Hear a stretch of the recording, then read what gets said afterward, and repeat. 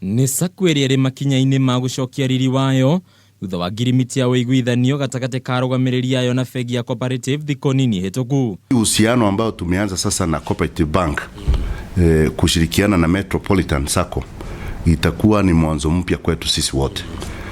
Kama ambavyo mnajua, Cooperative Bank ni benki ambayo ilianzishwa na inamilikiwa kwa wingi sana na vyama vya ushirika Kenya mzima. Kuringana na ugaruruku uria tafanitio, murugamiriri munene Francis Mwangi uria tugatite kwa ihinda ria miaka 30 ni atigite wira. Ithenya ria kerekio ni Benson Mwangi uria uratungataga ta munini wa murugamiriri munene. Kwa ihinda ria bengi ya Cooperative iri muharini wa mbere gutigirira sacco ino ni yacokia riri wayo, kuna ni imwe ya sacco iria nene muno na utonga wa makiria ya ciringi bilioni 13. Kugina kwanyitite mirohonge-ini rwa ukuria wa Benico nimamenereirie bodi ya uramati wa urimi uyu kumana na wagi wa marehi ma magetha hamwe na marehi mao ma ukuru-ini. Ile pesa tunahitaji ni only 2.1 billion. Na wale pensioners ambao wanatakikana kulipwa they are 322 hata wale wako kazini.